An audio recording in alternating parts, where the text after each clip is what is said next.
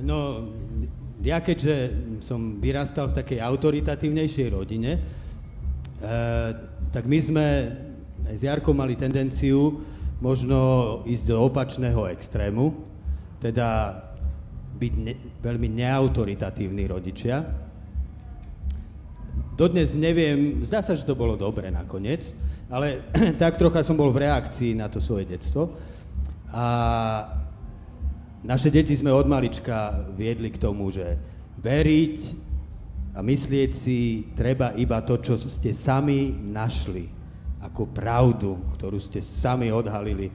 A to, čo my vám ako rodičia hovoríme, to je vaša detská viera, ale vy musíte nájsť sami seba, svoju vieru, svoje presvedčenie. Tak toto sme im od malička vtlkali do hlavy.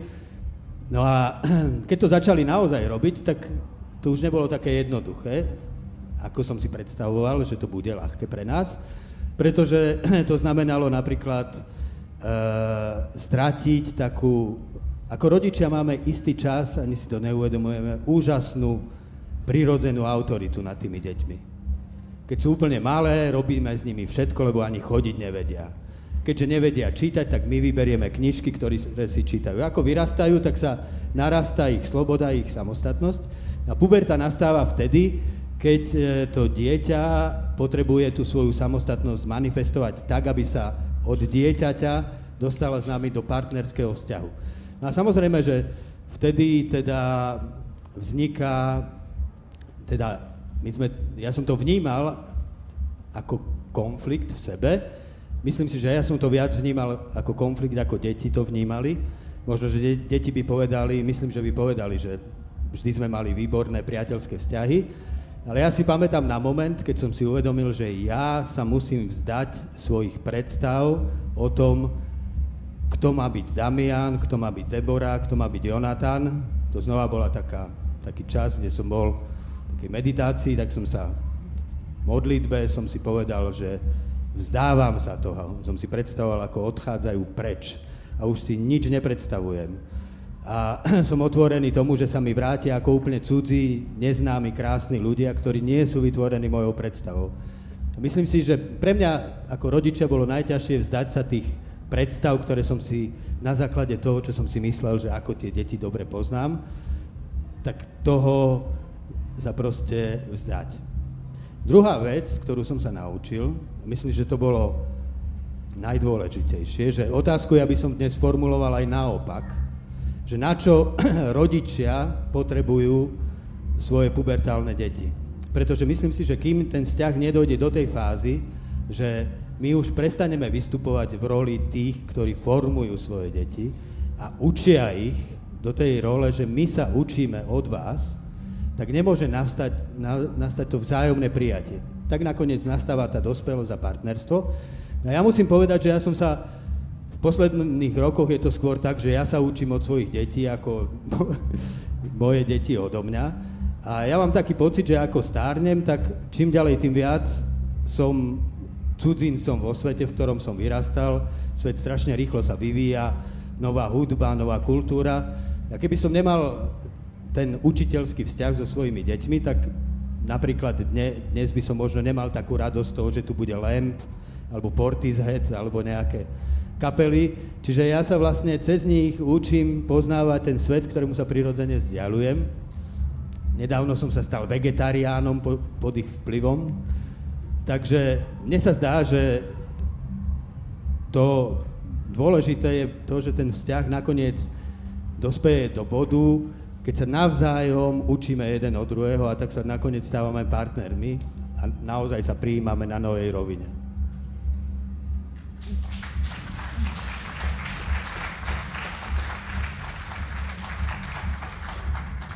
Ešte raz by som položila tú istú otázku, lebo v podstate v obidvoch tých odpovediach najvýraznejšie zaznelo to, čo ste tým deťom nerobili. Ty si ich nenútil ísť nejakou cestou, ty si im, Marek, nevtlačal masku. A čo ste im robili, na čo ste im boli, toto bola, čiže ako keby z tohto vyplývalo, že nechať tie deti v puberte tak. svojmu osudu a mne sa nezdá, že to celkom tak môže byť. Že to není není to celý správny prístup. Áno, no ja poviem jednu situáciu, trošku intimnú, ale poviem ju.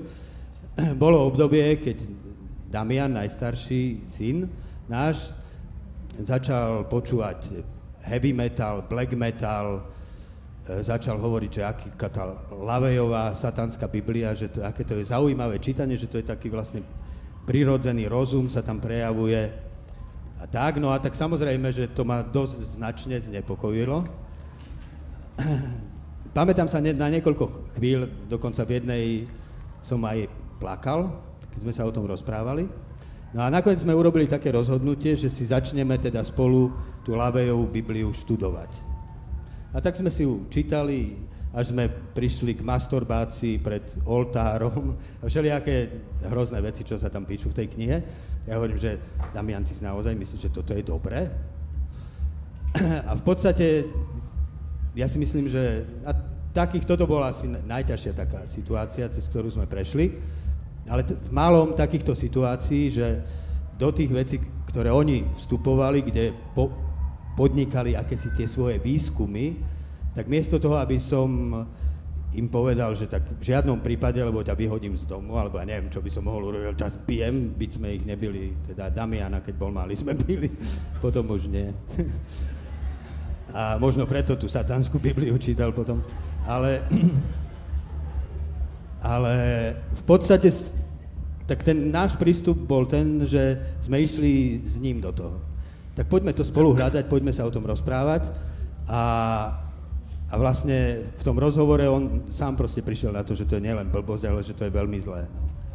Bez toho nejakého obmedzovania. Čiže ja si myslím, že v tom je to, pre mňa to bolo hrozne dobré, pretože nič v živote ma tak hlboko pozitívnom zmysle nepokorovalo, ako udržiavať priateľský a hlboký vzťah s mojimi pubertálnymi deťmi.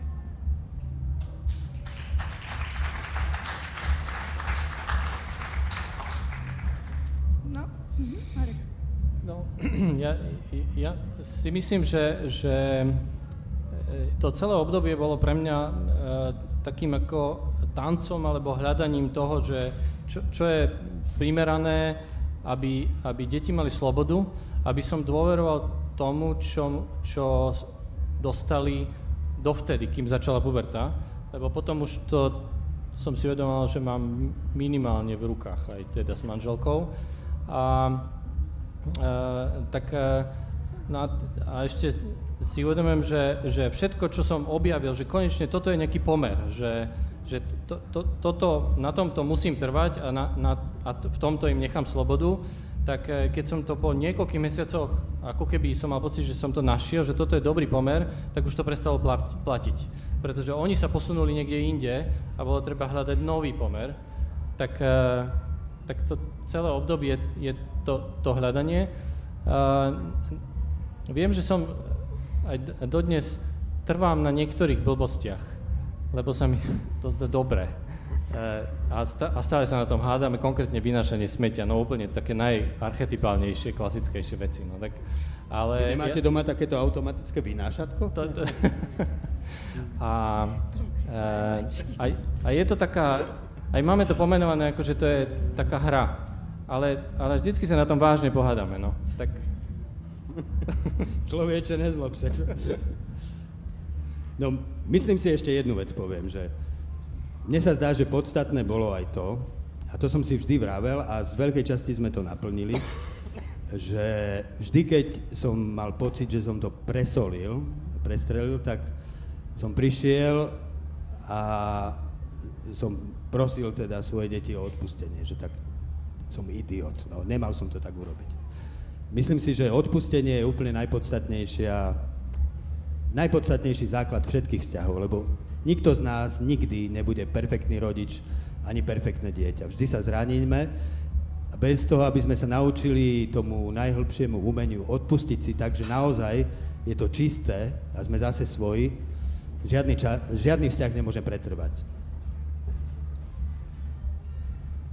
Ja k tomu len krátko, že Ja by som ešte k tým vašim odpovediam dodala takú vec, že ak ten rodič žije slušný život, snaží sa žiť čestne a hľadať nejaké hĺbky, tak už len tým samým je preto dieťa nejakým pilierom a čím viac sa snaží byť slušnejší, tak tým viac si môže dovoliť hovadín ohľadne smetného koša a tak to sa tak vyrovná potom.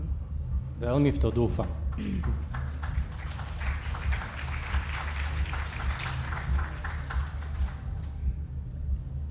Ďalšia otázka bude namierené najmä na Ondreja a Mareka.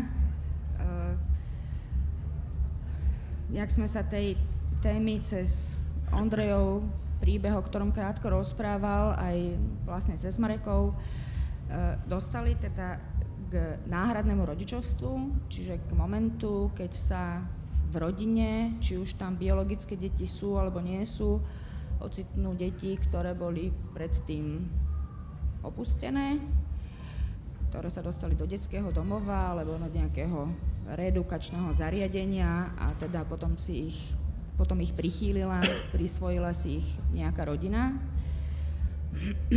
Otázka znie, že či sa nejakým spôsobom líši puberta dieťaťa, ktoré je biologické a od narodenia vyrastá pod nejakou ochranou svojich rodičov a medzi tým dieťaťom, ktoré si na začiatku svojho života na nejaké mesiace, možno aj dlhé roky zakúsilo odmietnutie, zakúsilo samotu. Ondrej, skúsiš? Takže aký rozdiel? No, či si myslíš, že je rozdiel, tak ty možno... Ja to dám tak, že biologicky som nikdy nebol, takže neviem, aký je rozdiel medzi tým. No, možno máš nejakých kamošov. No jasné. Puberta sama o sebe je problém. To je jedno, či je biologické dieťa alebo v pestúnskej starostlivosti alebo v detskom domove. Ide o to, či má niekoho za sebou, kto ho podrží. Takže pestúnská rodina je v tom, teda to, čo som zažil ja, tak môžem povedať. Ide o to, že máte svoju pubertu a potom máte rodičov, ktorých vlastne nepoznáte, prídete k ľuďom, ktorí si vás zoberú, áno, poviete, áno, chcem byť v tejto rodine, rodičia povedia tiež a potom sa tam musí vytvoriť nejaká bariéra, nejaké púto rodičovské. No a tým pádom ja si myslím, že puberta nebiologického dieťaťa je oveľa ťažšia. To znamená, že ja mám problém sám so sebou, hľadám sám seba, plus hľadám spojenie a vzťah k rodičom. Čo sa mi zdá o mnoho ťažšie, pretože som ho nemal predtým to spojenie napríklad. A máš pocit, že to súvisí tá zložitosť potom toho pubertálneho veku s tým, kedy to dieťa do tej rodiny príde? No jasné, určite áno. Keď príde dieťa v puberte do rodiny, je to o to horšie, ale keď príde skôr, je to samozrejme lepšie. Najlepšie je, keď si zoberie niekto miminko, takže malé dieťa je najlepšie. Okay. Ale všetko sa dá prácou poriešiť. A láskou. Láskou, samozrejme. Marek? Marek. Tak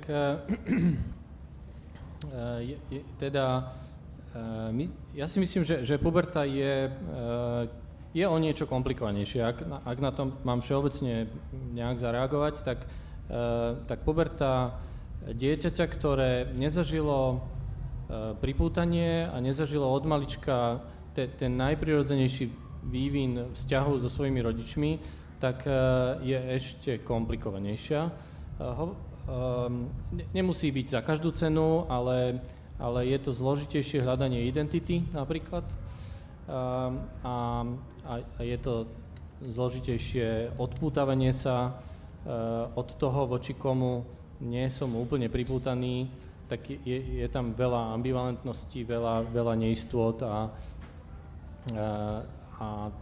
aj to zažívam, hovorím to aj teda ako keby z vlastnej skúsenosti, aj zo skúseností iných rodičov, že treba s tým počítať, ale napriek tomu ja to považujem za dôležitú vec, že aj tú ťažkosť toho, lebo nemať žiadnu možnosť sa s niekým dohadovať alebo mať s niekým napätie, je ešte horšie. Neviem, či som... Marek, teba sa spýtam. Ja mám doma 3 deti, 2 sú biologické, 1 je osvojené. Všetky 3 sú v puberte, je to milé. A mám pocit, že tie 2 staršie, tie biologické, že kus ich puberty spočíva, však tak to aj má byť, v oddeľovaní sa odo mňa, v boji so mnou, niekedy až o 180% opačnom vymedzení sa proti mne. Ten najmladší k tomu tak pribieha a niekedy mám pocit, že či ja som tá osoba, ku ktorej sa on bude môcť vymedzovať, čo je treba spraviť v tej náhradnej rodine, alebo aká tam má byť atmosféra, aký tam má byť vzťah medzi tou matkou a tým náhradným dieťaťom, aby to vymedzovanie prebiehalo od toho dieťaťa voči tej náhradnej matke a nie, aby si to dieťa buď nebolo celkom stratené, alebo nehľadalo si niekoho iného, ku komu sa bude vymedzovať. No, to vymedzovanie je kľúčová vec a ja si uvedomujem zase na sebe aj na iných rodičoch, že je zložité, že my máme tendenciu to zmierňovať voči tomu dieťaťu, ktoré je prijaté, neísť možno do takého konfliktu, netrvať na nejakých veciach, aby sme to neskomplikovali ešte viac, alebo jemu to nesťažili a tým pádom devalvujeme to, čo síce je ťažké, ale strašne dôležité v tom celom. Ale zároveň tým, že tam chýba tá minulosť, alebo niekedy viac alebo menej, tak to môže byť ťažké nájsť tú mieru. Keď som hovoril, že ja tancujem medzi tým, na čom budem trvať a na tom, v čom nechám slobodu, tak tuto je to zložitejšie v tom, že ako keby nie je na čom trvať, pretože to tam je také oslabené, také ako, a tým pádom aj tá miera slobody je zložitejšia. Tie pomery sa hľadajú o niečo ťažšie.